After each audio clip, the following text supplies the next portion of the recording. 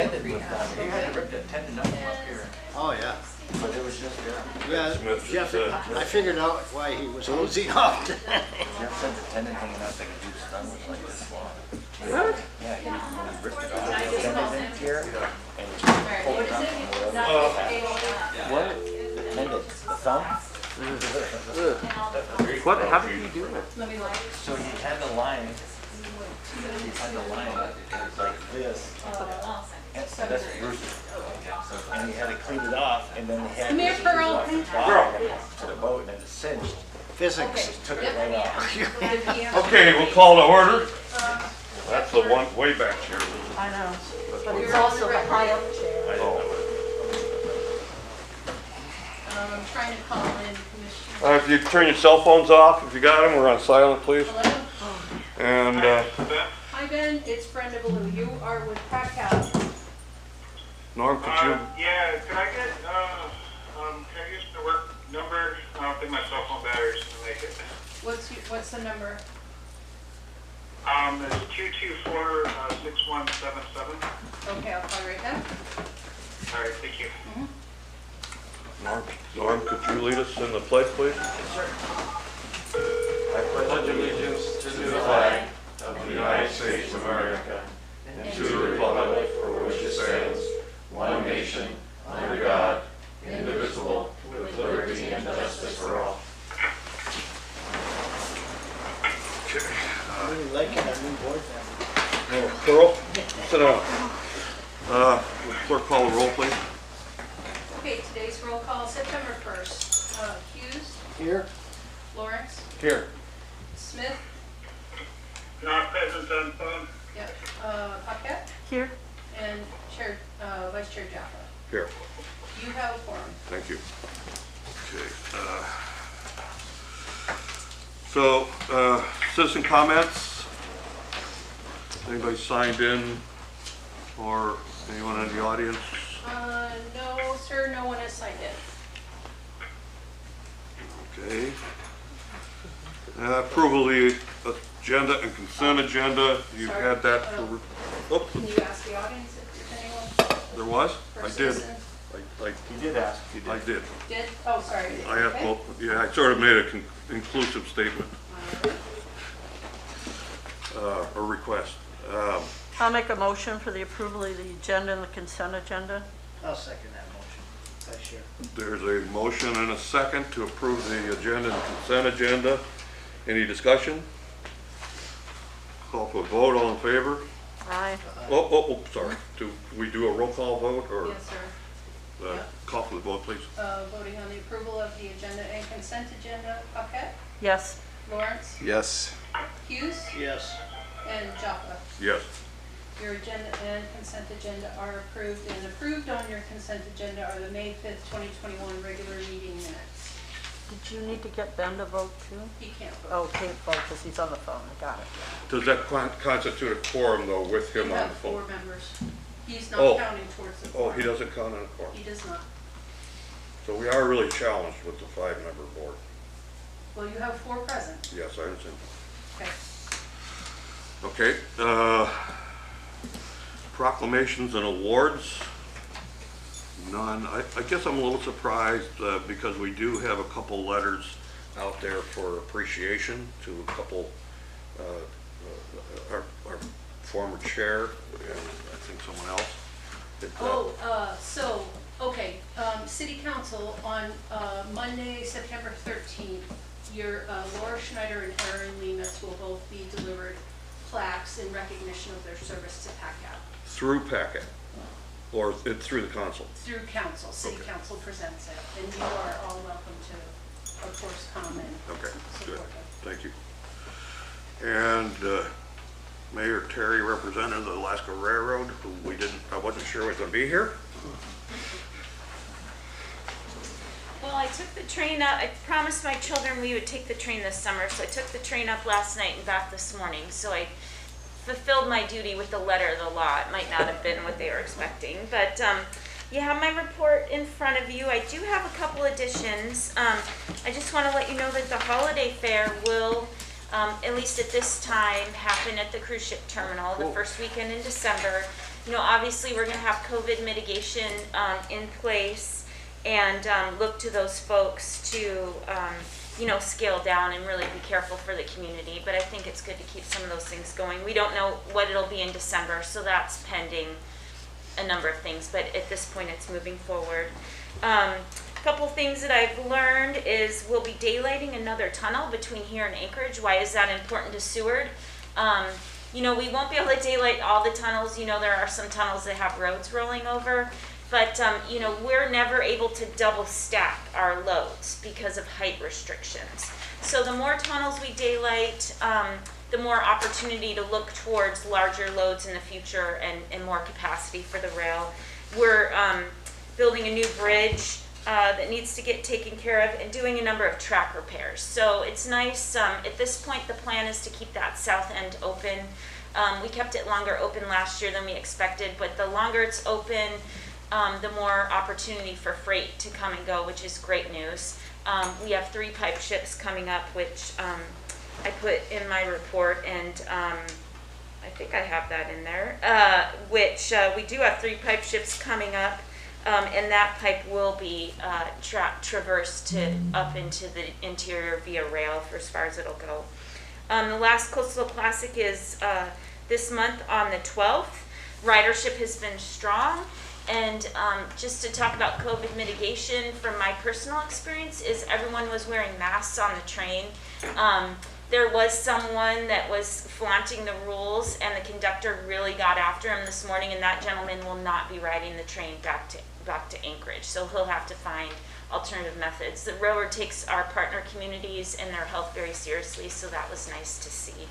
And then I'll just, you know, I think the big thing in the report is just, I should know by next month, which I believe I've been saying every month I've been here, I should know by next month who our partner is with our developer operator, but I do know now we are getting down to the nitty-gritty of negotiations. I've been answering a lot of minute questions and how we're going to split the baby, so it's getting very close. The ink isn't dry. I did include one of the partners has moved forward with permitting, which I think is very prudent on their part because permitting is what's going to take the longest, and I included that application in your packet. So it does give you an idea of what that cruise ship dock could end up looking like. And with that, I'll turn it over to the board if anyone's interested. Thank you. Board Member Yeah, have Hughes? you, I realize it may be a little early, but have you heard of any the possible scheduling cruise ships for next year, the number? Well, I will say through the chair to board member. So last year we had a full schedule for this year. Next year there's also a full schedule of almost 100 ships. A number, you know, I think there's between 6 and 8 double cruise ship days. There's at least 1 triple cruise ship day. So, I mean, the ships are ready to come back when they're ready. Yeah. So they made sure that they're positioned, they have their call dates set. And what happened, you know, as we got closer and closer to this year, people started dropping off. But I do find it encouraging that they have run cruises this season in Alaska, and that's just going to help Seward for next summer. Board Member Burkett? I've got a couple of questions. So what would happen for the tunnels that you can't daylight? You know, I mean, so that's probably years down the road. You know, there's just different potentials on, like, for example, in Anchorage, some of the overpasses, instead of going under the highways, there's overpasses. So there's a number of those planned in the works. Like, for example, you know, 15 years ago, with the 0 to 8 project, they had an overpass planned at Stony Creek. And I don't know if those plans are still in the works, but so all those engineering options are. I'm just thinking about this big infrastructure money and if there's a way to solve some of those problems with that money. Yeah, the good news is we have a very strong engineering department and a grant department, so everyone looks They're at probably all on those it. things. Yeah. Yeah. And I'm just curious, do you know out of this summer's train visitors, the percentage of out-of-state versus Alaskans? I can find that out and see if we find that. I will say we've been running at 100% capacity of our 75%. So last year we were 9% overall. So we didn't drop 9%, we were 9% of our planned ridership. So think back to 2019, we've had 75% of our ridership in 2019, and I'll find out if we have that breakdown. That's it. All right, a couple. A simple one, when they take these tunnels out, are they gonna rename the tunnel district? I don't know. That's a good question. I'll find out. Okay. I was a little curious to see the plans that you included, because it is preliminary, and the contractor, Turnigan Construction, is spent money, I guess, betting on the come, unless they are selected by a variety of the contractors. There'll be a subcontractor. Yeah, so I'll just say, so they are in the partnership with the Seward Community Partnership. So they're part of that team. So they're connected to an actual team that's one of the two final proposers. So their chances of getting it is only 50%. Well, I will just say we're very far down the negotiations. So, well, I'm not in those negotiations, and we haven't, made any official disclosures, or, we haven't made any official announcements. I'm sure there's lots of things happening behind the scenes that they might probably have a level of confidence. Well, it's great to see that inclusion. I appreciate that, because it does explain a lot of it, and it's eye-opening to realize the number of species that are impacted that need study. And you that are in the marine industry, wow. I mean, it's a huge undertaking, and there's a lot of nuances in there. So, and the physical plan of how they're going to reduce a 120 by 800 foot and make a 2,000 foot long dock is pretty fascinating. So thank you very much for that. I did have a chance to ride the Alaska Ferry on the Spencer raft trip the other day, and the passengers, there's a few children, grown-up children with a mask, push the mask barriers, but by and large, it was flawless. So congratulations to you and the railroad. It was a project that started in 2001 that brings a lot of revenue to the railroad, which helps us because it maintains that missing link from Portage to Seward, that valuable, critical to us link. So thank you for that. And I might just add a couple things speaking to the dock. It won't necessarily bring additional cruise ships to Seward, because we'll still have the same number of berths available. But what it does is, as cruise ships get larger, it continues to have Seward as an option for those larger cruise ships. So that's exciting. And as there's more cruise ship ridership, you talk about the Spencer Glacier stop. I also did that this summer. But there's been always talk about some sort of, train day option from Seward, which would also bring more people to Seward. Whether it goes just to Grandview or Spencer Glacier and back in the between times with the Coastal Classic. But just having more options for people once they come here means that they stay longer and spend more money here in general. So pretty exciting. I was just going to say, there used to be an end of season where you got on here and we went somewhere. I don't remember where we stopped and turned around or came back. But that's a really nice run. It was a nice trip. Being able to add that. We did that for years in conjunction with the chamber. Yeah. And it just has to go all the way to Portage, because that's where there's Turnaround. But all those things are optional for the future. But I mean, that's a great trip for tourists to be able to take from here. Yeah, that's great. I hope you do get that added. Look, two things. I was on one of those final of the year trips a few years ago. The colors are just beautiful, and it's almost all Alaskans. Right. That late in the year, and it's kind of like a big party. The second, and what your comments just kind of brought to mind, do you have in your mind a general idea of the mix of revenue from passengers versus freight, Seward to the Seward to Anchorage corridor? Is it 50-50? No. to the chair, it's not even close to 50-50. While we've had robust freight, and I think it's building, you know, those cruise ships, you know, they're definitely the grill in the room. Okay, that's a good enough answer. Board Member Lawrence? Curious what I guess maybe the timing of the new dock, what the impact will be on the 100+ ships that may come next year? Yeah, that's a great question. So in the original RFQs and RFPs that went out, we were pretty specific that we did not want it to impact the cruise ships. And, you know, there's some options out there, but, you know, we heard loud and clear from the cruise ship industry that if they skip us a year, then they'll just, you know, move their base of operations somewhere else. So I think that everyone's really sensitive to that, and the folks involved with both parties that responded to the proposal realize that that's, you know, something that's a non-negotiable. I could see a plan how they can stage that, make that happen. Okay, any other questions? Great, thank you. Thank you, Mayor Terry. Jason with the chamber report, please. Hope you guys are doing well. Yeah, I just wanted to highlight a few things on my report, and then I'll just kind of open it up for questions. I feel like it's been a long summer, and I don't know where I left off in my reports and where we're picking up now, and so feel free to ask anything that I may have missed.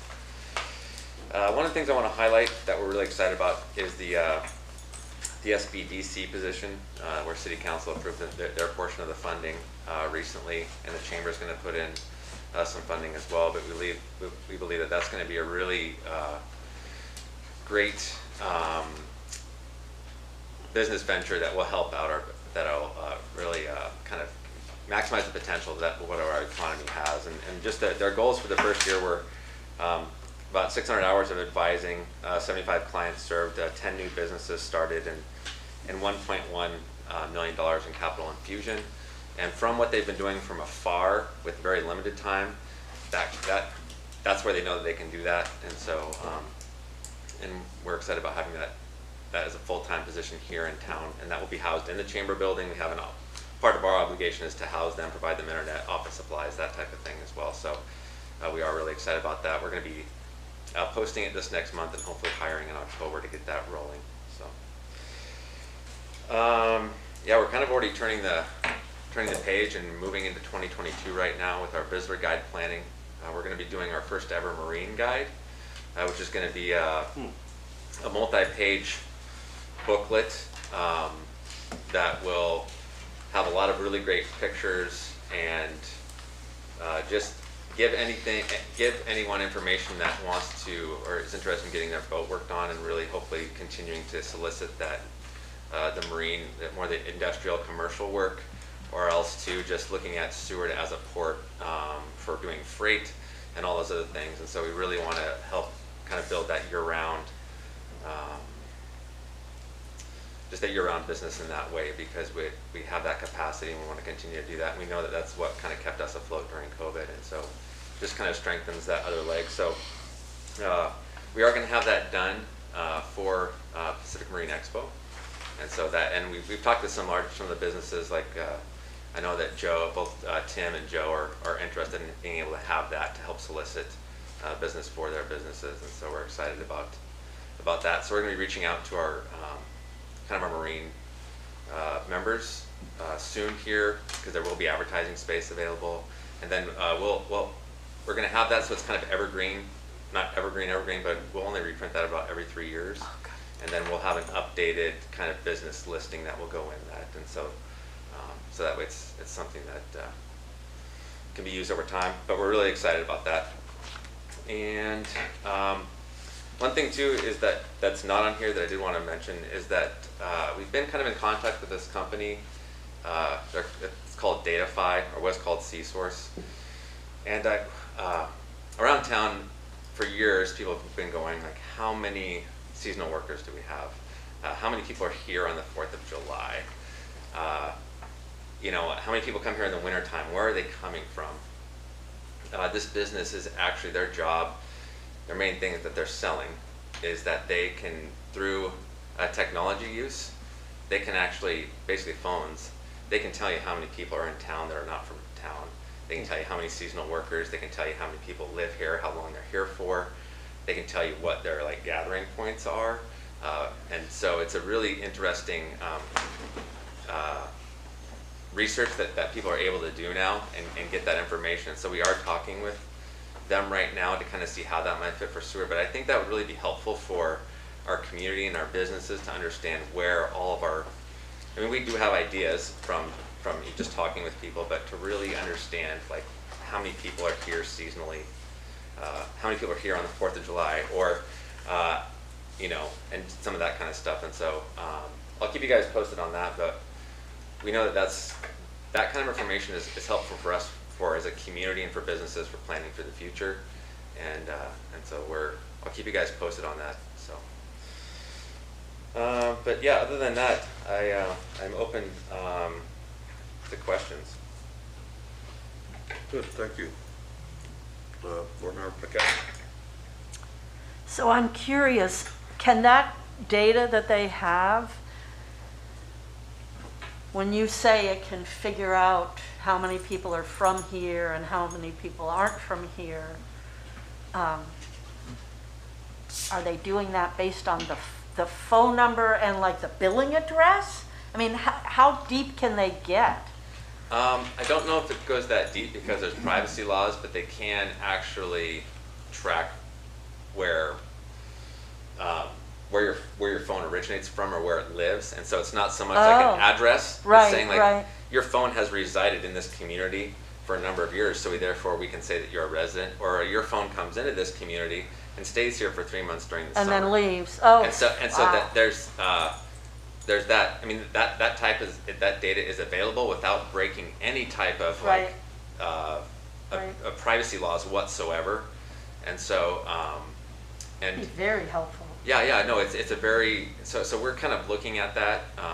Obviously there's a cost to it, but we think that might be we can see it for like the membership side for businesses and understanding where clients are coming from, but also too for understanding like the issues that we're facing, like seasonal worker issues, and how much housing capacity do we need? What's that influx that looks like it's going in and out? And so we had a presentation the other day, and then we're going to have another one, and just kind of, I'm going to run it by my board to look and see if that's a worthwhile investment for us. But we're really intrigued by it because we do think that could answer a lot of people's questions. Yeah, if it's affordable. Yeah. Oh, great.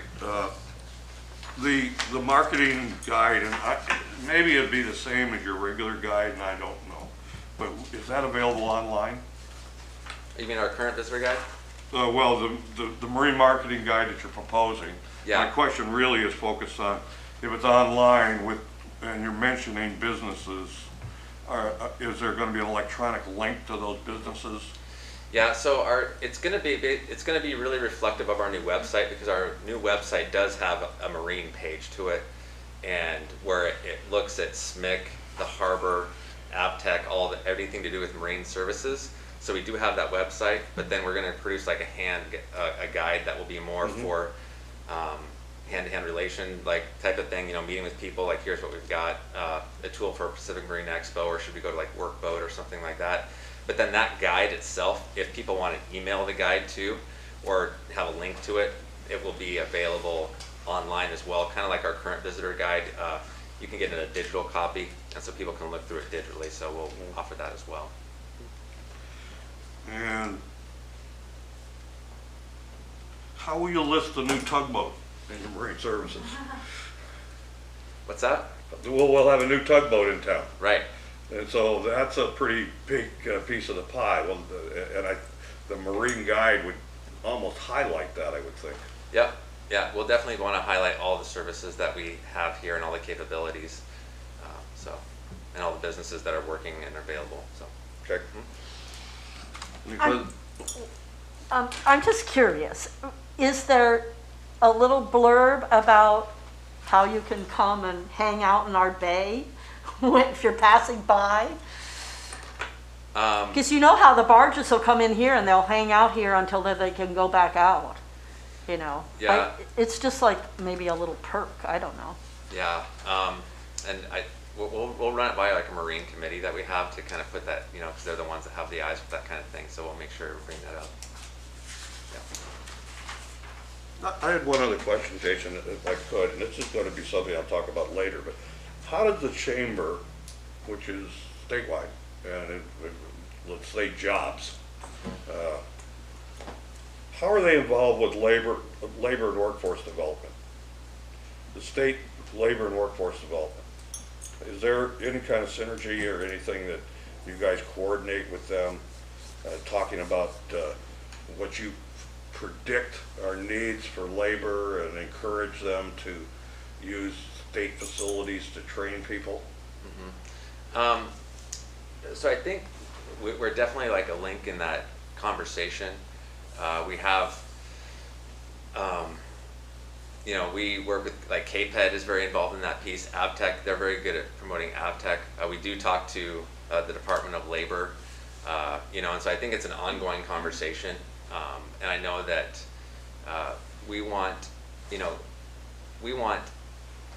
have a great opportunity for people to come here and be trained with AvTech, or if it's not, the way I see it here is if it's not in Seward, then we should keep it on the peninsula, right? And if it's not gonna be on the peninsula, then, but we try and keep things there, and so we work pretty, we work quite a bit with KPED on that, and KPED is the one who's really pushing that program of being able to, they have a website now that's dedicated to that, and if you have a job interest, you can go and take a survey that basically like, hey, here's what I'm interested in, here's some opportunities for that, and then here's opportunities for training, and here's money for that training. What was the group? It's KPED, the Kenai Peninsula Economic Development District. Tim Dillon. Tim Dillon, yeah. So they've kind of put, because they see a need for that peninsula wide, and so that they've kind of put that together, and it's a really, really great resource. We actually have postcards in our, I wish I had one with me right now. We have postcards in the chamber right now that we kind of give that out to them for people that are looking, and obviously AvTech is a major piece of that training opportunity in there. Yeah, Jason, I do have one question about one line in this report, and Sure. I think I'm understanding it, but I want clarification. Sure. So you got feedback that said, thank you, you should consider an outlook for 2022 survey, and then you make the statement that we're already getting an astounding number of reservations. Is that members of the chamber are reporting that, or you actually, the chamber, are getting some form of reservations? And if you are, what are they for? It's underneath the green.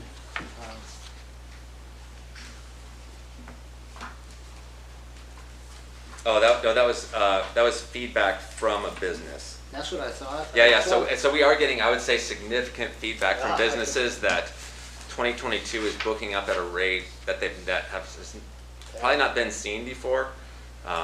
So yeah, that's just we try and keep tabs on everyone, and that just kind of seems to be like a trend of whether it's kayaking or fishing or Well, from a personal prevail, it's September 1st, and I already have $50,000 worth of reservations for 2022. Yeah. It's phenomenal. Yeah. Yeah, I mean, I would agree. I've got a lot for next year already. Yeah. Anything else? Any other questions?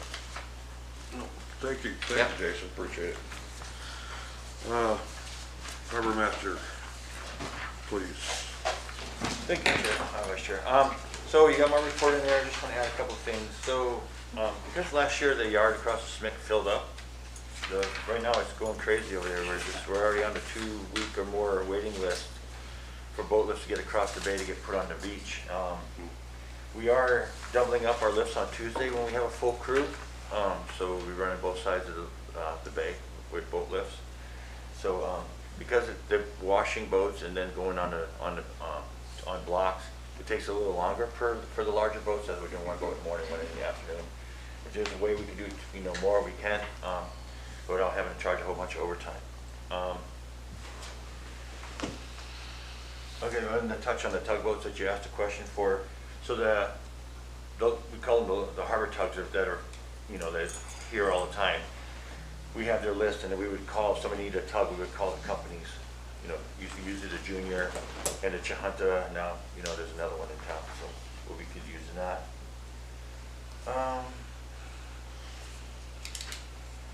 and then take any questions. Board Member Lawrence? Will the, you just mentioned the washdown Yep. is that gonna be open for winter use?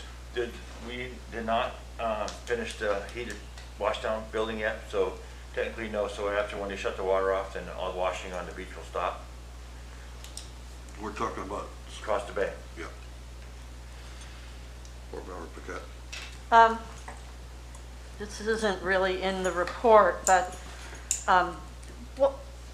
what's the status of what happens with fish waste?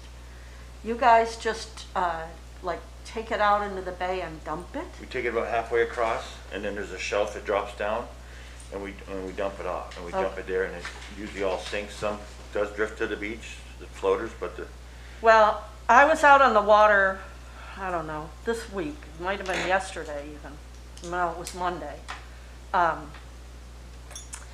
I really would like to see Seward invest in a fish grinder, because what I saw, and I've got photos of it, they're not very good, but I mean, it was a vast area of all kinds of fish bladders. I mean, it was disgusting. And as someone who lives here, I was just shocked. But to think about visitors going out and boating through that is like I'm surprised you guys have not said you guys got to get a fish grinder, because this is, it was really, I mean, I was just very dismayed. And I don't know how much they cost or what it would require, but if there's any way we could afford to do that or get it on a list for the So future. so for on that, there's so many people lined up on that beach fishing, they're cleaning their fish and they're throwing their stuff back in the water. This wasn't theirs. This was not theirs. This was a massive area that we boated through. This was Where were somebody you at? just south of the coal Okay, terminal. so we can check with the, the other business that has a gut barge, they don't take it out far enough. And that's what- Clearly. And that's what we have a problem with, and we have to remind them every year, they need to go out further to dump their fish waste. Who is that? The gut barge. Who is that? It's military. Oh, well, then I think we should get on the phone to Sullivan and If say, I had hey, known you about it, know? I'd have called them. Yeah. All they gotta do is I've know got about it. photos. I will I call have them. photos. I mean, Okay, it, just call me and I can give them a call and they'll take it So- out further. So we want to know how we proceed with strategic dumping Sure. of fish guts. yeah. And I would request that we know, just in the discussion, what a fish grinder is worth. That, the procedure, I would say, for using a fish grinder probably costs more than a fish grinder. The station and handling and all that, but, a question? I did note, well, you have it in your notes, and I saw it on AGC that the, the float replacement project is out for bid. Correct. And that's pretty much the last one. Those are the last 3 floats, correct. So there was two businesses requesting an extension. So For the we- bid? For the bids. Because the problem is right now, they're trying to, having a hard time getting prices on floats because of the wood shortage and stuff. Oh, boy. So we extended it for 2 weeks, and as far as I know, right now, we haven't got any more requests for extensions. So hopefully we open on the 10th. And then on the launch ramp, we're just waiting for the core. So that part of the harbor, the core dredges that end, and because of the toe of the ramp is going to be in the dredge area, we have to vacate that area with the core, and we're just waiting on that, and then we go out to bid for that project. And then I have an anode project that I'm trying to jump on at the same time to replace all the anodes on the concrete float. We're gonna have maybe one business gonna bid on all 3 or multiple, but they're gonna have divers. So I'm trying to save a bunch of money by the mob and demob. We'll see. So these are projects that you probably have funding secured. Correct. I would ask that then the next line is, do you have a list of line item of bucket-ready, shovel-ready programs? If and when the infrastructure bill is finally passed, because it's still an if. So I do have some. I have one that I already have designed for. There are actually two items. There's a 5-ton crane on the iDock. And then the other one is sorry, I lost my train of thought. 5-ton on the iDock. Oh, and the washdown pad on this side of the bay. Watch out that, okay. Which I had, R&M did a preliminary, what's gonna cost and everything, so I have that. We just gotta get an engineer to, to fully do it, but, and then there's the other thing for the infrastructure stuff, we're looking at the South Harbor uplands, maybe doing that. As best you can afford, Harbor Master Regis, I would suggest you get the shovel-ready portion of it as close as possible, because there'll be a lot of fingers out, hands out for this. One other question, and we segue from your comment about the washdown pit.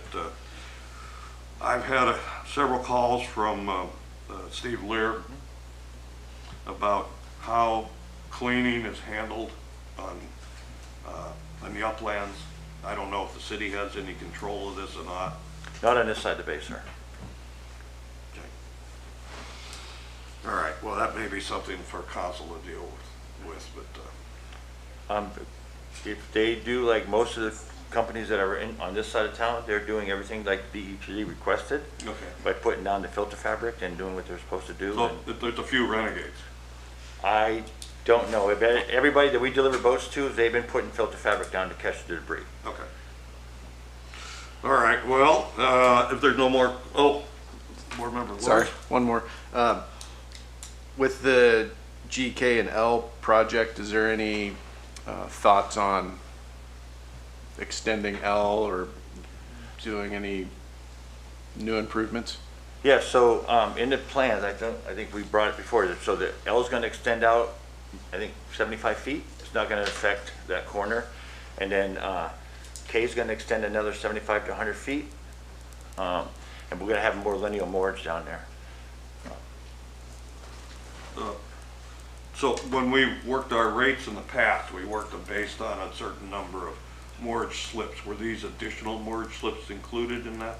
So they're actually losing like 10 or 12, because we're gonna, the north side of those floats, we're gonna make a transient moorage, because most of those dock is empty.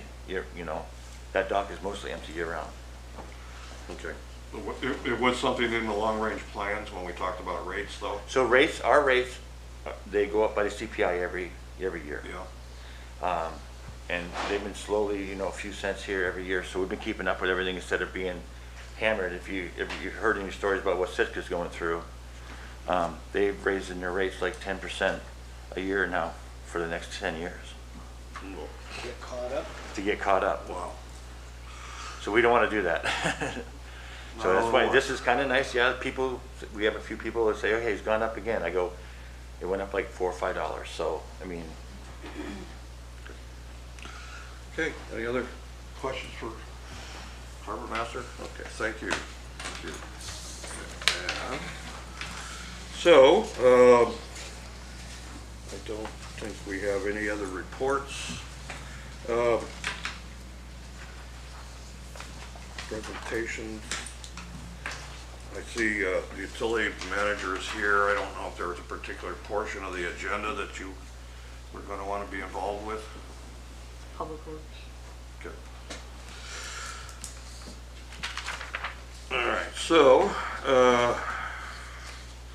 new business, now we come to an election for our officers, and I'm gonna take this opportunity to thank Laura for the tremendous job that she did. She brought a personality and an enthusiasm that will be missed. Her contribution, preparedness was outstanding. I have been on this board, I think, longer than anyone else, probably anybody in this room. And I have seen some great chairs. I've benefited, our mayor was a chair, we were benefited from her leadership. Daryl Schaefer-Meyer, Deborah Oldemont, the list goes on and on. And Laura was the latest edition of that. And I don't know how we'll easily replace her. I feel a little bit pained by having to make a decision with a short board. But we do have to make a decision. And I think the procedure that we can follow would be the clerk has provided the memorandum of how an election would work, which is pretty straightforward. And we can follow that. or we could establish our own motion to have an interim election until a time specific. It's not a general, wide open thing, a time specific. And I would make that motion to have an interim election until January 2022, at which time I hope we can go beat the bush and find some more contributors where we can make have another election. I'll second that motion. Okay, is there discussion? There's a first and a second, a motion and a second. Is there discussion on the motion? Board Member Paquette? Just to make sure I understand what you're saying, you're suggesting that we vote in a chair and a vice chair, and we revisit it again in January after we've filled the board. We've got 2 empty seats right now to fill, correct? Correct. Okay. Yes, that is the nature of my motion, and it's to allow a 7-member, hopefully 7-member board.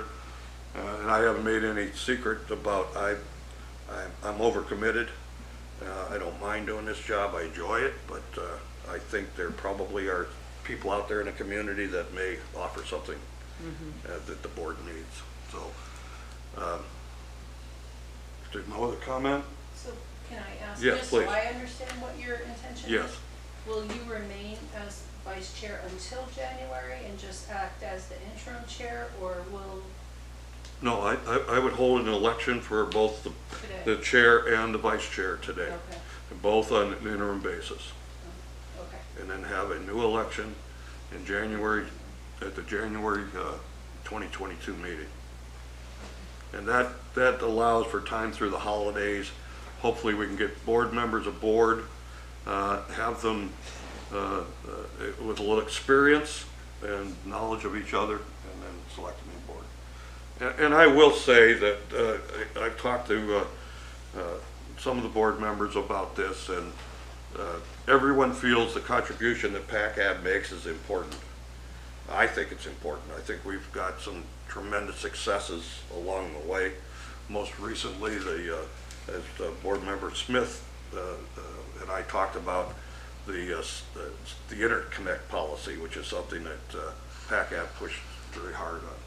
And I think there's a lot of other challenges out there. So I'm enthusiastic about it, but I don't really like the idea of a short board.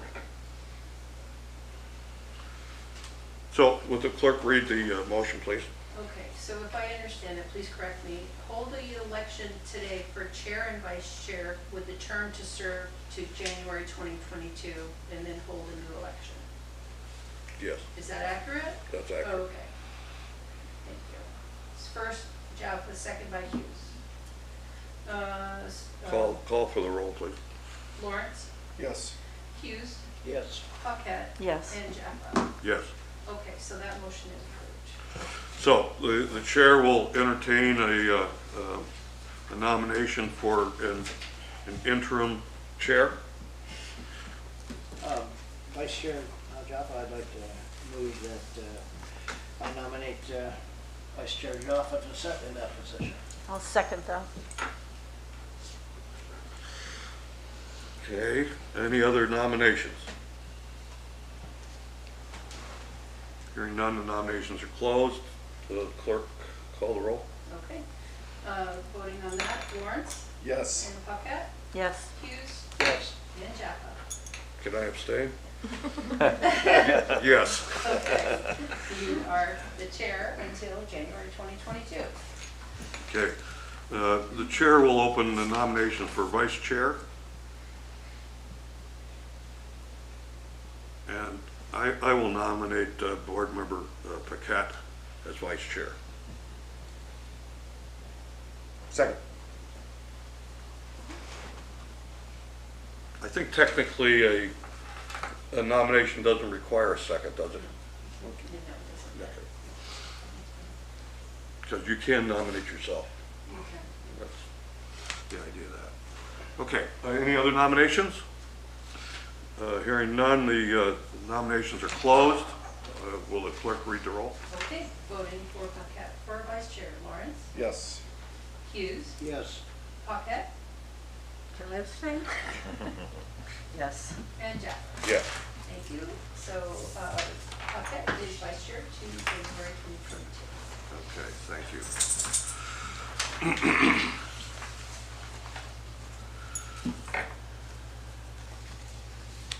So, we have an item, monitor and provide recommendations to council regarding all fisheries impacting the community. We've talked a little bit about this in the past, and, you know, halibut bycatch and things like that were all in this. I cannot lead this discussion. If one of, Newly appointed chair, Jeff, I can give you a little bit, but due to the advent, when this was initially brought forth to the PACAB for consideration and recommendation of the council, there was a COVID. But COVID came along and greatly reduced the number of anglers in 2020, so that the halibut biomass, all the numbers are skewed. Now this year, we might have gone over the quota allocated for the charter boats because there have been so many people that came. But we won't know. But the thing about it is, every year for the last 4 years, the numbers that the surveys have found have ticked up slightly. Not as much as we would hope, but they have gone up in a progressive manner. So I don't know what we can do right now until we actually get a survey for this year and what the council recommends before we make any recommendations. And that's the truth of the matter as I can see it. Harbor Master Region. Yeah, Chair, so just to let you know, the United Fishermen of Alaska have been working on this, and I get stuff, emails from them all the time. And so when I do get them, I can forward them to the clerk, and the clerk can send them off to you guys to let you know what the progress is. They're working hard with this, so just to let you know that. I'll go back in my last email I got from them, and I'll have the clerk send it to you. Thank you. So you can see where we're at with it. I think it's really important that Seward stands, you know, in the middle, stands up, and all these discussions are brought to us. I know previous discussions with both the PACAB board and council, I think there's a lot of support here and understanding of the issues. So appreciate the regular information. Okay. Anything else on the halibut bycatch?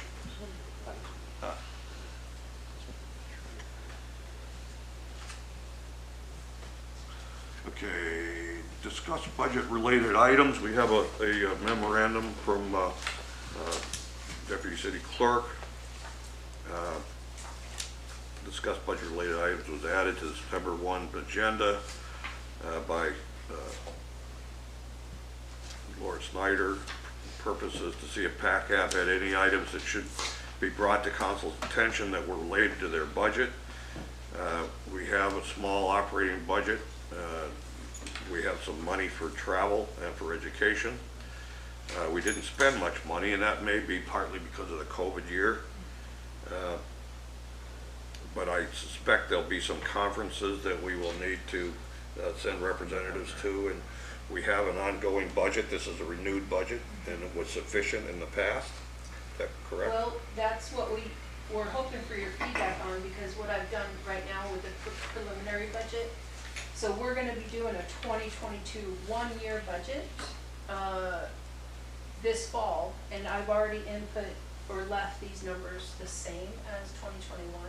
So this would be the opportunity, if you can foresee anything that you need an increase for, this would be the time to bring it up so I can adjust the numbers. So, I don't know, point of order or question? Chair? Question. I understand the budgetary allotment for the PACAB. My question is, do we retain that budgetary amount if we don't spend it, or does it return to the general fund for the council, and we just get a new allocation the next year? Yeah, it's a new allocation, doesn't roll over, but it will be a fresh allocation January 1, and you'll start again with the same amount of funds, January 1. All right, thank you. Chairperson Jaffa? Yep. I really think that if we can maintain this level that they obviously allocated to us last year, or this year, I should say, I think we'll be in a good position for 2022. The, excuse me, the things obviously in the world that have gone up a lot are travel and housing and rental, motels, that sort of thing. So was this $2,500 challenged in the past as far as? No, it was actually new during this last budget cycle that we put in these. Was additional. Oh, okay, so this is very It was current. just established, but then COVID happened, so you really didn't have an opportunity to use and to explore. I will say, if you want to leave the numbers as they are, and let's say next year you do find a conference that comes up that you want to, that exceeds this, we can always ask for an appropriation. So it's not so written in stone. Board Member Paquette? I think we bumped it up because it was the intention we were going to send some people to MLA. And then COVID happened, and so that MLA went online. And do we know, have we heard about MLA this year, what the plans are? Now, in my feedback, is I'm okay leaving the numbers the way they are, and So did we send somebody to AML? that's what I'm, AML, not MLA. Yeah, AML. AML's in November, Right, so, yeah, Just a Last year thought. it was online. yeah. yeah, last but year this was year it's online. not, it's in And this year person. it'll be AML. in person. Yeah. And, My Chair? dyslexia. Okay, yeah. so can I make a suggestion? I know this came up last year when you were doing maybe something with businesses and stuff like that, and then the climate action plan and stuff, and then maybe put something in, ask the clerk if she could put something in there for like making a flyer, sending out the flyers, just throwing it out there. The PACAP presents something for a flyer to go out. You got to have the funds to send it out. Just suggestion. Yeah, we have 1,000 in operating supplies, so that. Then you're gonna need mail. I mean, you're gonna have to have postage and do. Right, yeah, for sure. And so- Okay, just throwing it out there to, because I know the question came up on that, so. Board Member Paquette? So Brenda, what would you suggest for Yeah, an appropriate amount? if you know that you're gonna exceed that, you could I'm tell not- me, so we could adjust the number now, otherwise we'll just deal with it when it Yeah, happens. I don't, the only thing I don't know is, you know how much it costs to send out a set of flyers to everybody in town, so I'm not sure what, you might have that cost written down somewhere, is it? I'll make a motion to direct the clerk to use these budget numbers. Just as a starting. As, For the year. correct, to start. Oh, Second. There's a second. And discussion? I would suggest that there are probably a lot of things we could spend money on, but there's also some savings due to some of the electronic connection meetings that are somewhat low cost. And I think that, I don't know that we're rolling in dough. So I think that staying with somewhat conservative approach and then finding a need and then expanding to that makes more sense. Any other discussion? We'll call the roll. Okay, so voting to maintain the budget, Hughes, Yes. Lawrence, Yes. Paquette, Yes. and Jaffe. Yes. Great, thank you, that is approved.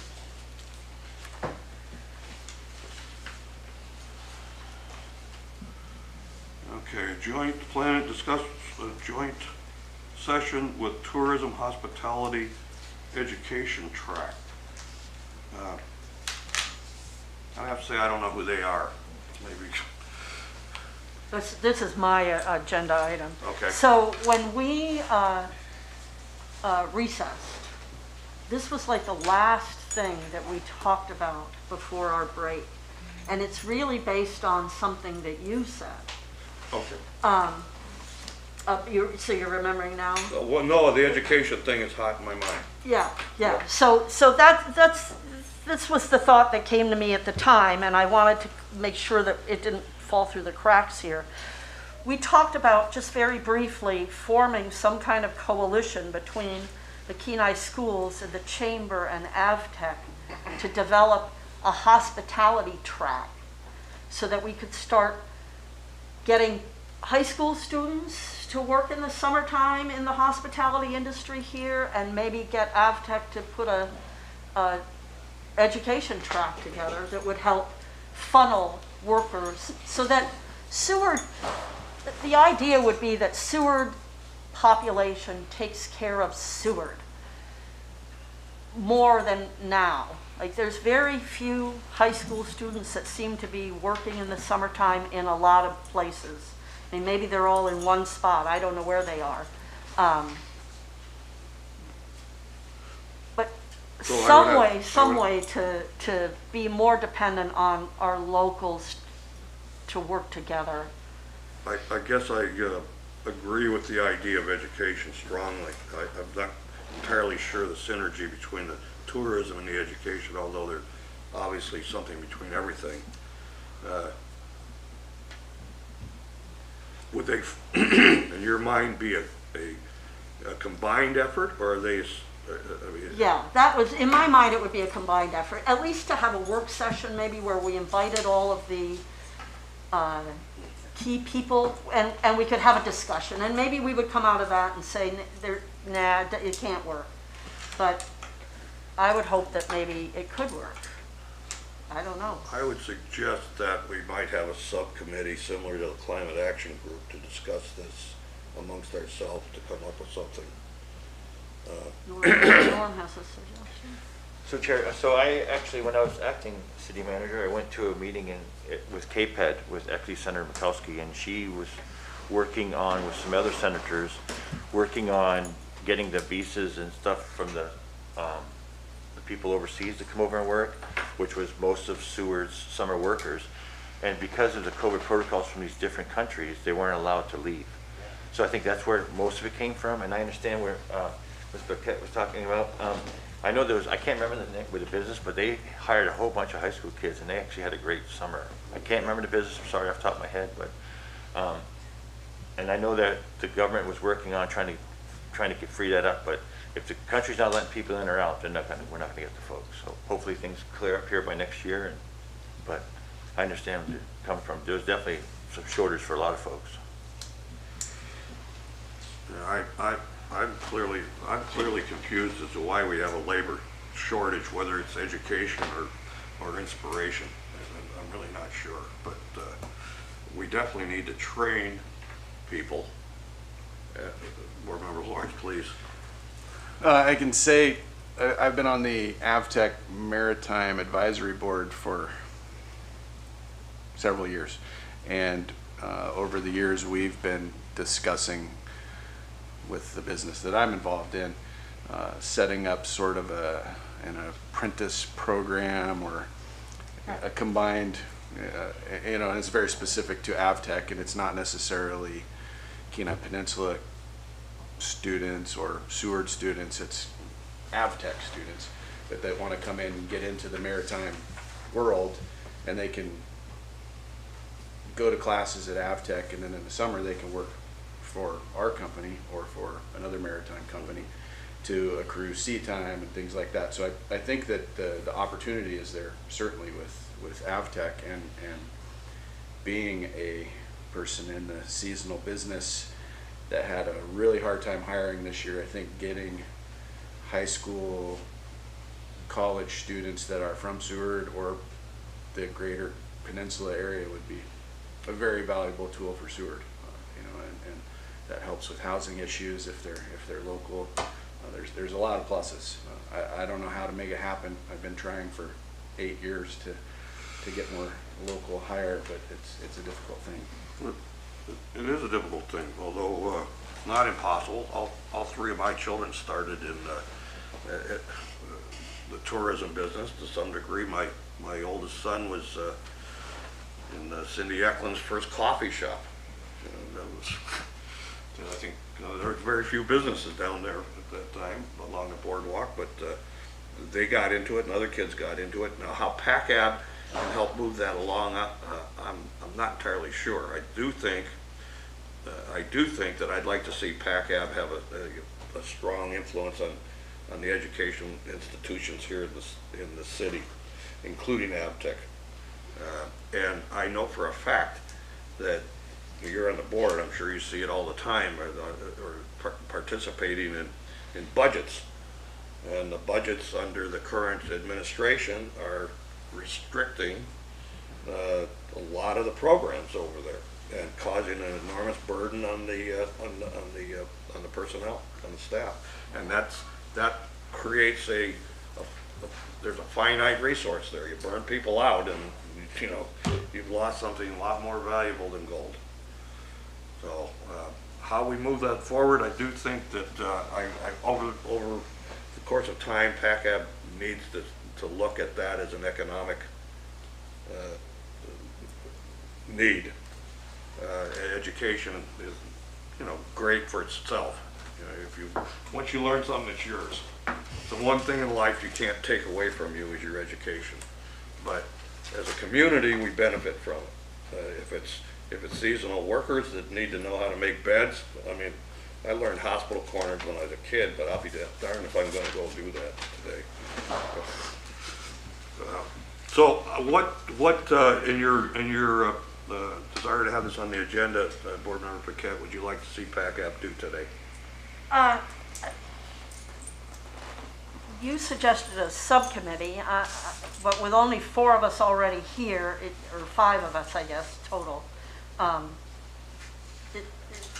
don't know that we have the manpower at the moment to do a subcommittee, but I sort of like the idea of sponsoring a work session where we invite AvTech and the chamber and somebody from the school system to come have a discussion.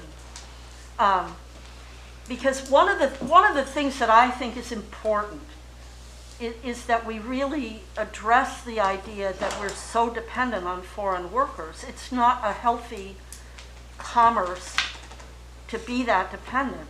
And one of the reasons that there are so few J1 workers this year, not only could they not travel, but the State Department, our State Department didn't prioritize those visas.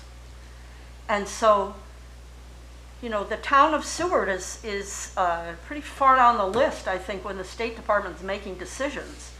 And I think it's a vulnerable place to put us in. And because of what's happening with COVID, like this is year 2, you know, I'm not sure we're not going to have a year 3. And I just feel like it puts us as a community at too exposed. And if we can help sponsor the discussion of education and apprentice and internships that local businesses could set up to encourage our local kids to participate and work, I think that that's important. I would agree. I would ask that you bring a list of organizations that you'd like to get involved in a work session, and let's see if we can get it on a future, maybe a short item as part of a future work session. I don't understand quite what you mean by a joint work session. That would be joint with who? Oh, I just mean with those components, the Peninsula schools and so it would be a PACAB work session? Yeah, it would be a PACAB work session. If you could bring a list of those organizations, maybe we can have the clerk reach out to them and see if they can come to a future meeting. Okay. Would that work? Brenda, Could I have a comment? Yeah, please, Board Member Smith. Yeah, the AvTech was definitely mentioned a lot there, and I would say, yeah, please direct any correspondence to the director, Kathy Lacombe. But they did just add a new position for an apprenticeship coordinator, which is very recent. But just to add that to the discussion, and if you reach out to the administration there, that might be a good talking point. That's all I have there. Board Member Smith, is that a building trade, the trades apprentice coordinator? My understanding, which is you know, I'm somewhat you know, focused on my own tasks here, but my understanding is they can apply apprenticeship programs basically to any sector. So you have the conventional regulated ones, the the plumbers and the electricians and those, but on a broader base, anything could be made into an apprenticeship, and I think that's kind of where they want to go with that. But again, I would definitely, I'm not, I can't really speak on the behalf of that position. So.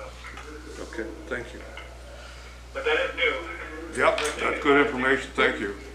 Sounds like great timing. We have any other discussion on this issue? So, Mr. Chair, just in response to your question, if PACAB wishes to schedule a work session, then I would be happy to reach out to the locations that you want to have included in the work session, but the board needs to schedule that.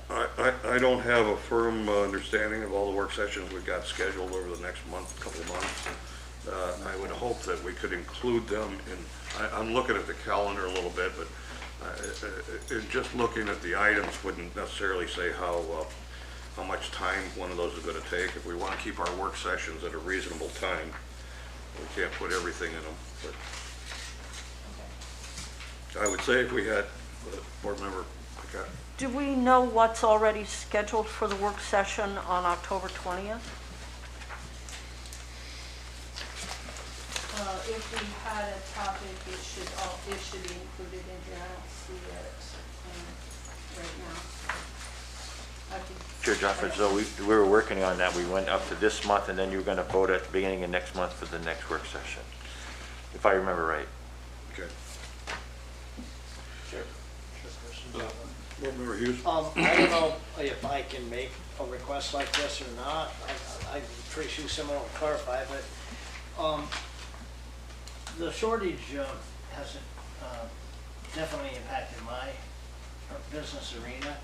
And unfortunately, I'm going to be gone for the months of October and November, and I'd really like to be here to participate in that. So I'd like to see this at a later date, if at all possible. Maybe December.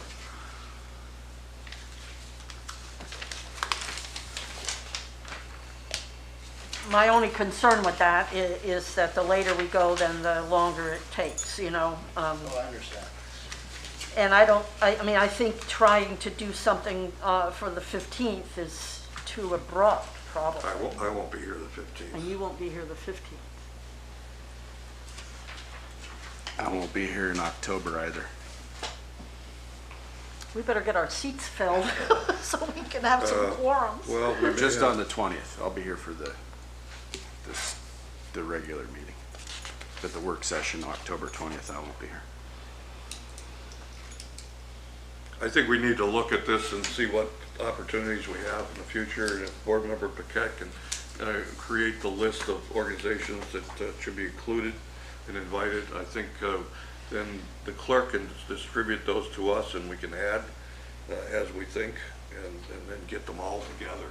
And even if it's December or even January, if we do it once and get it right, Yeah. it's going to be better than piecemealing it along.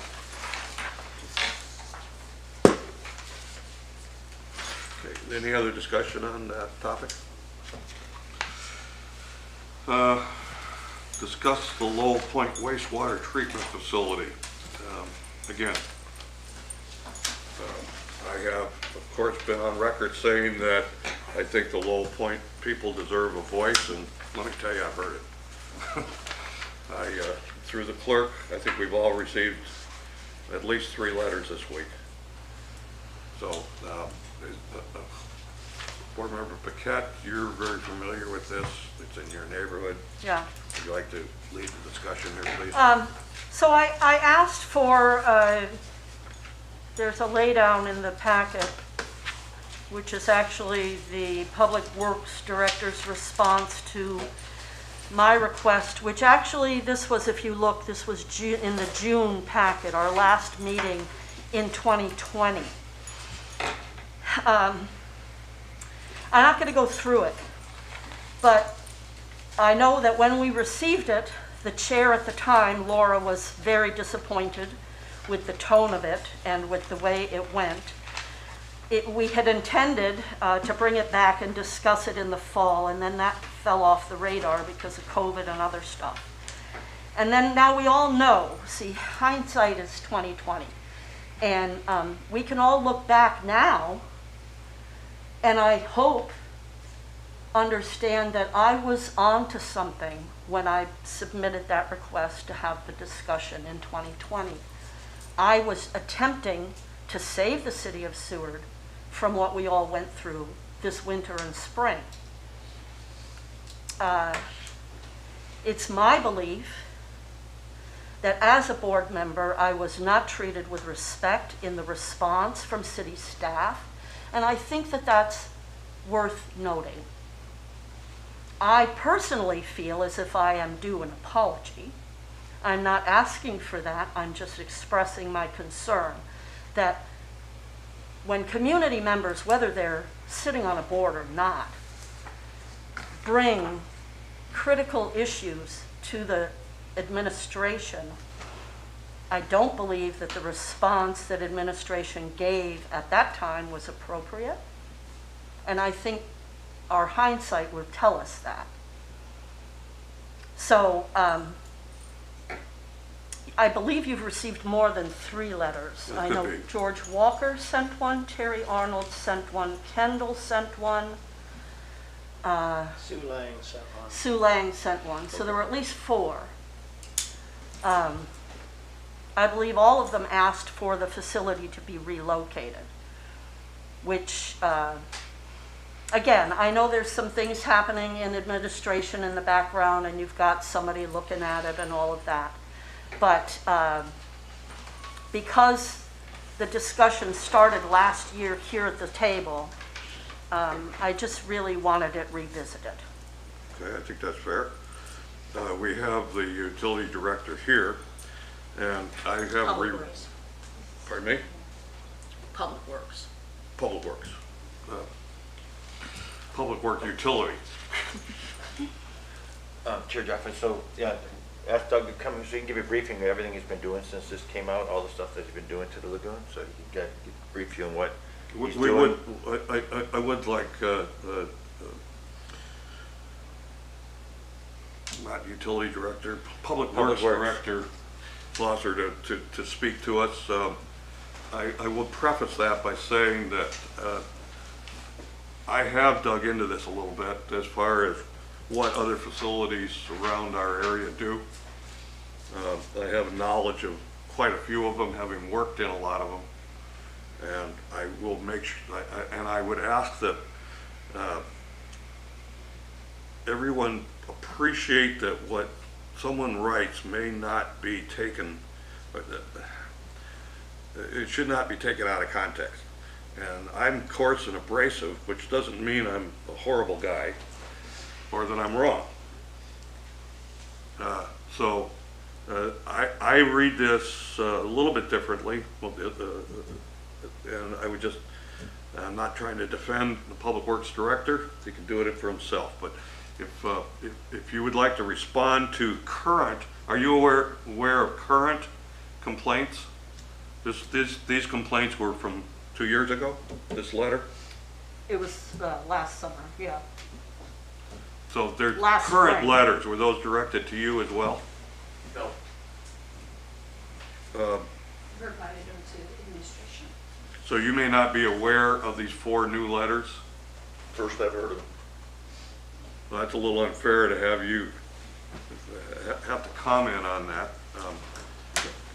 Chairperson Joffo, Please. can I have some clarification on this? Now, we are the Port and Commerce Advisory Board for the City Council. Yep. Are we not? Yes. And we do things at their direction. Is that not correct? We have a fairly broad directive, but Okay. generally, yes. Yeah. Has the City Council asked us to review this situation in any way, shape, or form? Not to my knowledge. Let me preface this, where I'm going with this, is the fact that I understand these people have a legitimate complaint and concern, but we aren't the entity that they need to bring it to. It needs to go to the City Council and the administration. And I think, in my personal opinion, and we shouldn't be discussing this. This is their their bailiwick, their purview, okay? Wow. Thanks, Carl. That's a, that's a good administrative question. Board Member Paquette? The only reason it's on the agenda is Laura actually approved it because as previous, and that was prior to her resigning. So it got on and approved by her because we had the discussion in 2020. And we had the discussion in 2020.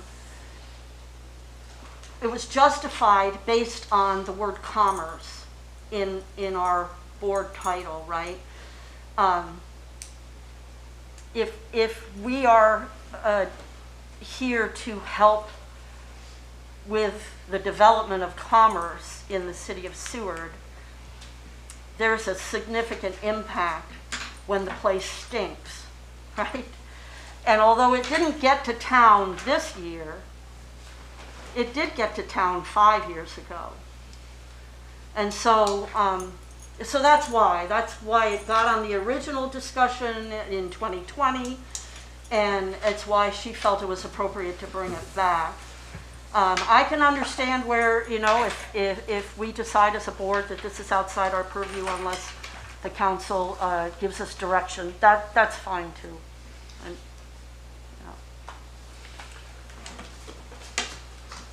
Board Member Lawrence, did you? I guess my question is the city working on this already? Is there, I thought I heard somebody say that. Could we have the administration talk or something? So I'll have Doug, if it's acceptable, Okay. chime in. So yes, it is being worked on. You have support from your city manager wholeheartedly to pursue. R&M's been contracted and been on site already, and they'll be providing a report. They asked for a 1-month extension. It was supposed to be by September 6th, but we'll provide PACAB with the report as soon as it's available. I believe, and Doug can correct me if I'm wrong, but October 6th is the due date for their, it's not a feasibility study, but they did a site inspection, and Doug can provide the specifics you would like it. But you do have support, and acknowledge, I don't think anybody in this room disputes the fact that it stank really bad. And we need to examine what the root cause is, because it's a long-standing issue. So you do have support from city administration on looking at it and determining where we go from here to remedy it. Right, I guess that's my question is if council's already got this on their radar and they're already working on it, do we need to keep talking about it here? And it's, Well, I wouldn't be afraid of talking about it here, but I think we need to keep our role in a somewhat diminished position. I do think it's a forum that often people will come to PACAB and preliminary to come into council. And council has, you know, a lot on their plate already, so, you know, we're an advisory board, it wouldn't hurt. 2 additional thoughts. Laura was the one who had suggested having the public, the people at Low Point submit comments. Mm-hmm. So that's why the comments got submitted. And what was the other thing? Oh, and the other thing was simply, this is brand new administration, right? We have a brand new city administrator, new manager from last year. And so that was another thought of mine to put it on the agenda, was to close the loop on it, right? To get the new city manager up to speed on some history, because I think that that's important. The history is important. I would ask the Public Works Director just a couple questions if I could, so I go away with this meeting with a little better understanding that I can fill out on my own researches. Based on your letter response, Doug, and others, is the sewage plant generally working as it's designed? I mean, the answer for the question right now, yes, it is. Where we're at, the letter that Board Member Paquette wrote 2 years ago, a year and a half ago, has nothing to do with what happened out there. The things in that letter have nothing to do with the underground airline that broke. And we subsequently then went into repair mode to get it done. That was last October, mid-October. We immediately got the repair companies down here to do the repairs. They showed up on Wednesday, said, okay, we'll be there Monday to do a slip line to repair that pipe. On Friday, he called and said, my whole crew's got COVID. We're out 2 weeks. Within that 2 weeks, we got snow and froze. We had the lagoon already drained down the one side for him to do his repairs, and we got caught in basically a perfect storm. We couldn't do much more about it. It never did thaw out. You can look at the last 5 and 10 years.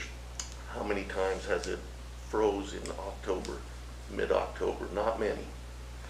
We just really got caught. There was nothing we could do. I certainly admit this spring and into just the beginning of the summer, it got bad. We were moving material back and forth the water once we got the repairs done, and it stirred it up quite substantially. Since then, I don't know about the letters you guys have. I haven't received one call since the end of June. These letters are current. Right, so, I mean, I haven't had one complaint call of smell. I've been out there for 2 weddings. I've been out there checking different things. I mean, literally, the new things we have done in the lagoon, just as part of getting it back in line. We've got a different set of bacteria eating, or sludge eating bacteria in it. We've added different amounts of calcium nitrate. We've been really even more on top of it than ever, and I think it shows. I mean, anybody could go out there can go out there. Check it out. I do see that the residents would love to see it moved. Whether that happens, I don't know. As far as that letter and the tone of that letter, I'd love for you guys to take out all the red, take out all my answers, and look at the tone of the letter. That letter was written with some tone, and the responses were as such. So that's where that ended up going. The last part, the last page doesn't have my response, you know, about the city's flying blind when it comes to the lagoon. That's kind of insulting also, and to just say it's the public works director that has a tone to the letter, I don't think is correct. Well, yes, there were some responses, and you know, it's been a I year don't and a think half I ago. don't think that tone is there, Doug. Myself, completely. I do think this is a kind of a topic that just gets everybody on edge. You know, it's really tough, and it's very arbitrary. It's very arbitrary. But I would ask, as I asked the harbor master about projects in the future, I do not think you're going to relocate the sewage lagoon, but upgrading it to a different kind of system, similar to what they have in Seward, Kenai, Magnolia in Seattle, which are right in the middle of the communities, which emit zero. Right. To add on to what Assistant City Manager Sewell just added, R&M is doing an overview right now.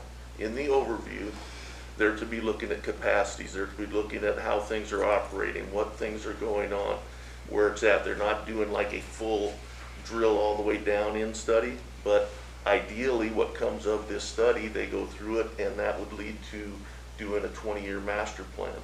In that 20-year master plan, it lays out, that's what we would expect to see. Then there isn't a question from anybody what we're doing, what's the next step, are we doing, whether it's a headworks building that removes the solids prior to the lagoon, whether it's, you know, whatever it is. That's all in part of this first study. It'll give us an overview. It'll come to council. You guys will get a copy, I'm sure, when that comes out. And from there, you know, the push is to do a master plan, whether it's put it out to bid or have R&M do it. That master plan will then give us all a good idea. It's an outside view. It's nobody from right here saying, oh, this is the only way. It's to gather those thoughts. It's progress. Board Member Paquette. Just to go back in history, the reason that there's tone in the memo that I wrote is that I had been already talked to administration, had already talked to council about the fact that there was equipment broken in the lagoon. It broke in 2019. And so 2020, that's why I had already gone to council and I had brought up the EPA Echo site, which is where all of the reporting from the lagoon goes to DEC, and then from DEC it gets turned over to EPA, and they put it on the site. And you can go into that EPA Echo site and look up the lagoon, and you can see how we violate emissions every summer. And there's violations, I don't know what they are, but for every other quarter, for pretty much every year that is on that site, and I think it has like 5 years listed. So in 2019, I tried to start getting the city to repair the lagoon. And I met with the city manager. Doug was at that meeting, although the city manager at the time and I walked away from Doug and met away from him, out of earshot probably. And the lagoon was stinking at the time, and this was June of 2019. And that city manager informed me that lagoons are supposed to stink, which is an absolute lie. We're not going to have a trial here. No, we're not. But I'm just trying to say that the frustration that you can read in that memo has history behind it, and it has neglect behind it, right? Why did none of the repairs even get started until October? I appreciate that. We're going to tone it down a little bit. Okay. We want to see this progress, and I think we all recognize there's room for progress. That you and 4 other residents of now the 50-plus residents out there, there used to be 3 that I remember. And for years there were 17, and then it's changed. Yeah. So, but just because a community moves in under an airport doesn't mean they're going to move the airport. Same thing. Now, finding a way for everybody's needs. If the Public Works Director is correct in that we're only at 50% capacity, that's not the problem. The problem is the design that allows for easy breakdown or lack of containment. There are options, and all options cost money. So now you talk about a perfect storm of the problems. We may be in a perfect storm of development. If we can get a project on the table or close to it, and Congress gets off their butt and actually moves the infrastructure bill through, we may have some more to go. I'm certain that our congressional legislators will help us with that, with the project. But like the Public Works Director's engineering firm is going to have to give us real conclusions. I mean, we can all speculate as amateurs, and we can go to all kinds of status.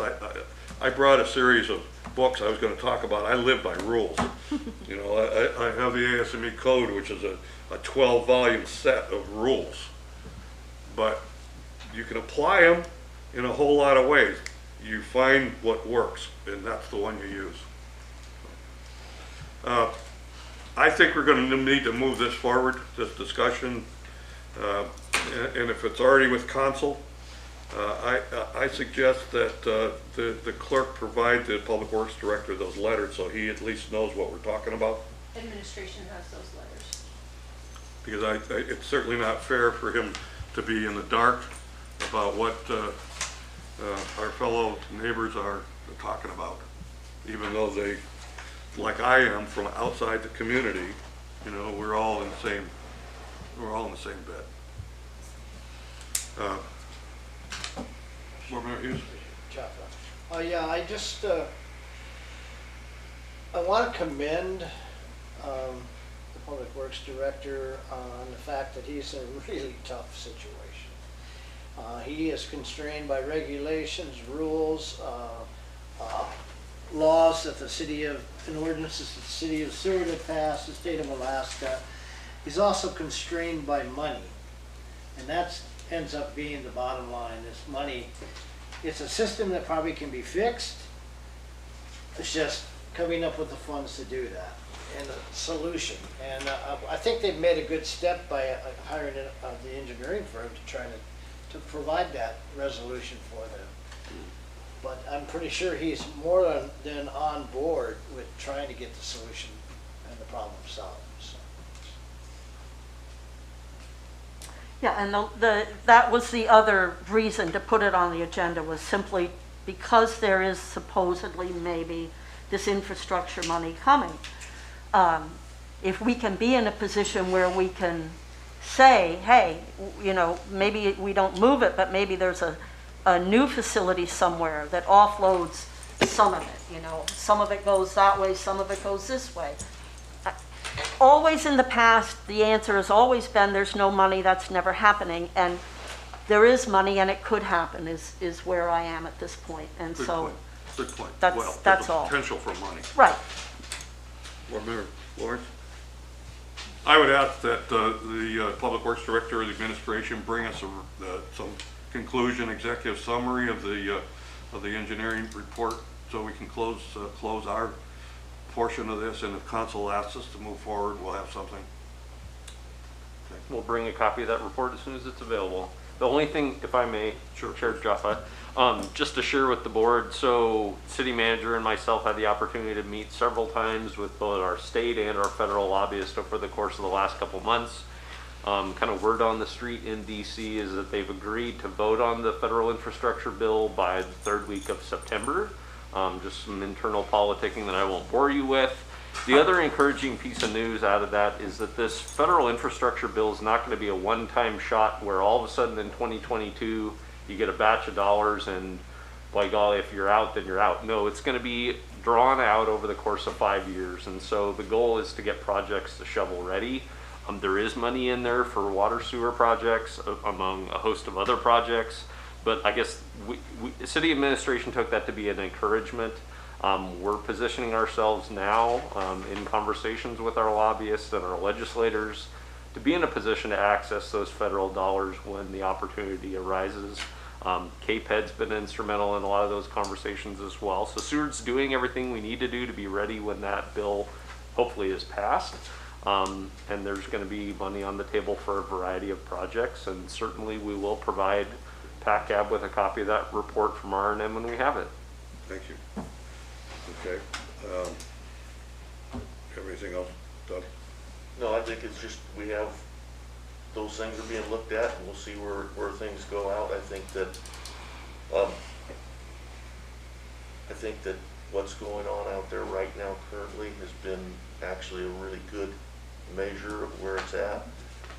It's not like anything else that things can't change or go wrong, and we should be looking at different things to look. I'm all for that, but at the same time, you know, we have some constraints, and I think that the group we have on that are working on it right now are doing an excellent job keeping that thing under control at this point, and we're very committed trying to keep it that way. So. Well, I know some of your crew, and I'm sure you're doing the best you can with what you've got to work with. So that leaves a lot of room for progress. Your workforce, if they have a better design, and if you build a structure, a geodesic dome over the top of that, and turn that smell into energy, I don't know. But Lots of potential. it can be done. Okay, so that's the discussion we've got, and we'll probably get feedback. And if any of the people who wrote letters are monitoring our meeting, I appreciate their letters of concern. That's what they should be doing, making their positions known to the council as well. Okay, information items and reports. No action required. Port and Commerce Advisory Board priorities as approved by City Council. Page 40 in your packet. These are things that we worked through before, and it's been signed by the mayor. It gives us a healthy breadth of projects, really. You know, there's a lot of things to help with, focus on as we have time, and we'll be setting our calendar based on these priorities. Harbor Master? Yeah, I was actually gonna touch on your goals calendar. So you were talking about having some sort of tours of hospitality thing. So on the October meeting, the second part of redoing the Smith Development Plan, because we have to get it, you have to approve it here. depends on how far we get, maybe you can add, that second part to that meeting. If we, if we have a good moving on the Smith Development Plan here on September 15th, if we get most of it done, then we know at that next meeting that you can maybe reduce it or change the Smith Development Plan to that other thing about, Tourism education. issue. So just throwing that out there. Yeah, that's a good opportunity. That'll be on the 20th is what you're Correct. proposing. Yes, sir. Okay. And that'll be based on, I'm not sure what's the work session on the 15th going to be. That's just Smith Development Plan, again, we're going through, we already did part of it. Review. And you're able to move that forward even without a quorum?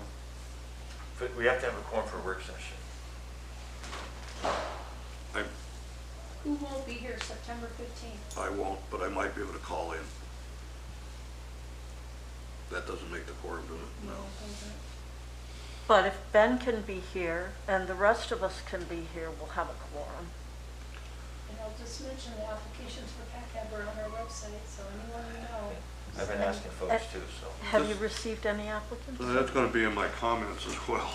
Go ahead. So under our priorities here, the last bullet under priorities above short-term goals is promote quality of life for Seward residents. Okay. And I feel like the previous discussion we just had fit into that priority. I would agree. I think we talked about that before, and we take that as a fairly broad opening, but I think we need to be a little careful Yeah. because I think Board Member Hughes is correct. We're an advisory group primarily to the council. Right. We're not a lead organization Right. necessarily, unless we're asked to be. Right. Any other questions on the priorities list? Port Commerce Advisory Calendar, we've been looking at the calendar a little bit. And we've already talked about some adjustments to it.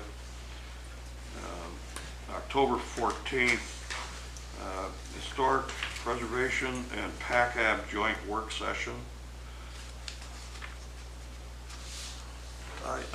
Are you aware that this week the Historic Group is putting out their signs or started the signs in town? Pretty exciting.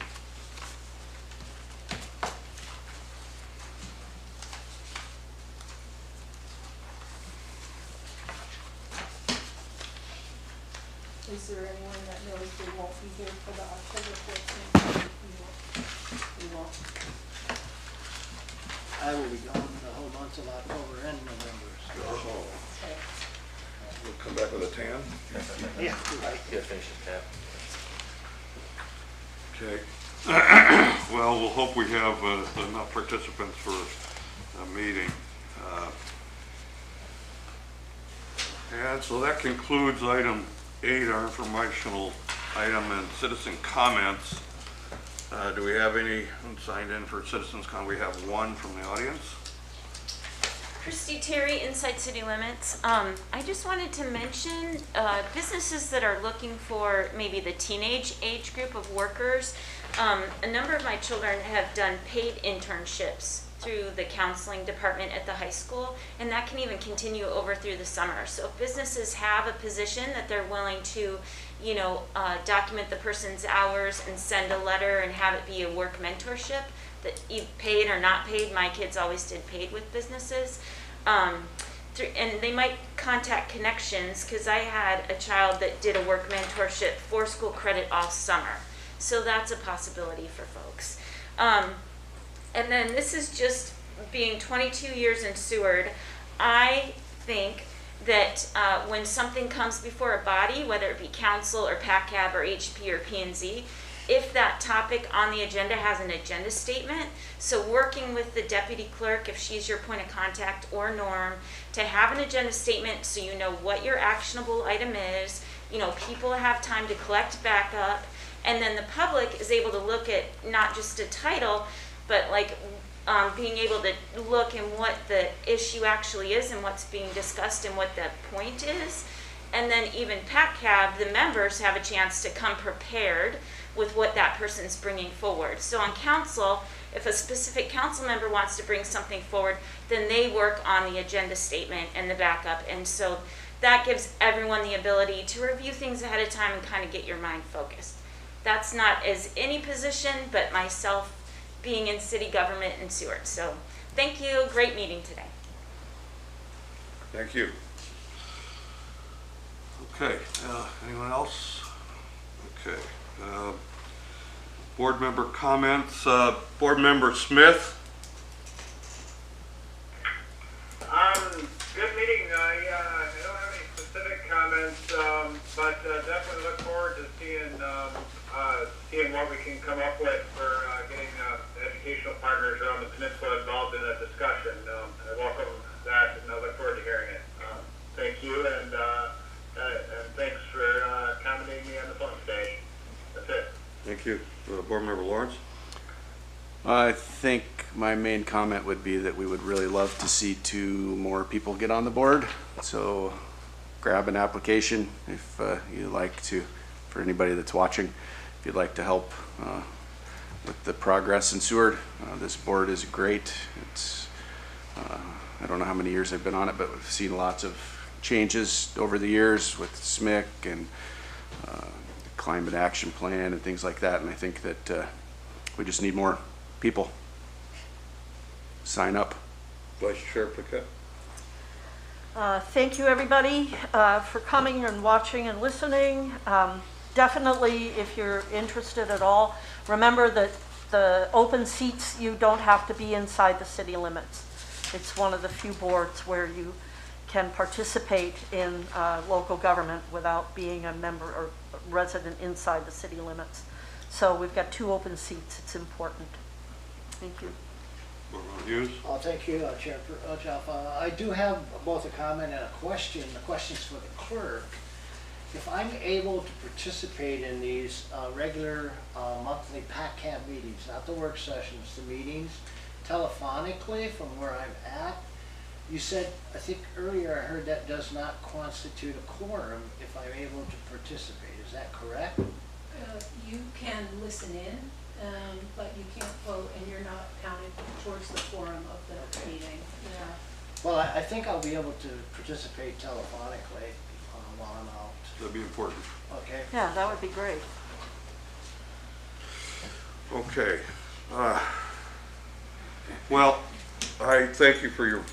Go ahead, you're next, and then you can ask us, or however you. Oh, wait a minute. Am I out of order, Norm? No, you just, administration and council comments, so. Do it. Go ahead, please. So, yeah, good to have everybody back in. I've been working, asking a lot of folks to apply for the position, so we'll see if they do or not. So I just want to let you know, I announced it at a council meeting. I don't know if you watched it or not, but they did name the Coast Guard, the fast response cutters coming to Seward. And I forgot to put that in my report, and I apologize, but it is the Frederick Mann. Oh, wow. So I can read it. So Chief Warrant Officer Frederick Mann, Silver Star Medal recipient. Chief Warrant Officer Mann saved the lives of a number of his shipmates when he oversaw firefighting efforts aboard his burning transport during the Guadalcanal landing. He served out a distinguished career and retired as a warrant officer. He just died recently, I think 2015, I believe. So that's going to be the name of the new vessel coming to Seward, according to what the Coast Guard told me. So, and we actually are working on the land acquisition across. Hopefully have something before council by January. And then the Corps coming here to do the sampling. I mean, it's moving. It's moving forward, so it's a good thing. I just wanted to give you a quick brief on that. It's not boring. Administration?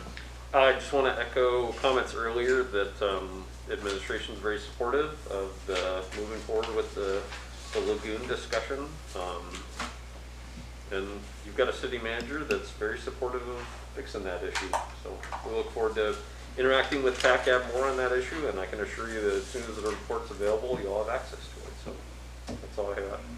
Thank you.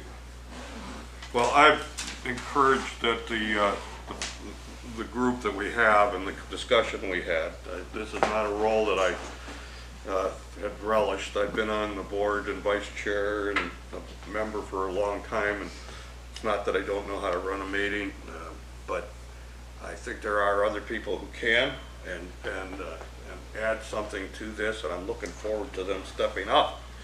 I'll stick around long enough to help them, nurture them, advise them, cajole them, browbeat them, whatever. I certainly think that there are people out there that, an old expression I use is I'm just penciled in. I'm replaceable, and probably maybe even better, hopefully. That said, that doesn't mean that I don't have some ideas on where I'd like to help this board go. Infrastructure is critical of me. I kind of hate the term in a way because it covers so darn much. You know, but in a city, utilities, we work with the electric board, we work with public works, parks and rec. I mean, all these groups are what really is the base to a community. I sort of liken it to, you know, at the top you have the mayor and the manager, and then you have all the boards that support them, and we're down here. We're one of those boards down here. A strong organization is built on a foundation. We're down there where that foundation is. So I think encouraging people to participate in this, community service, volunteerism.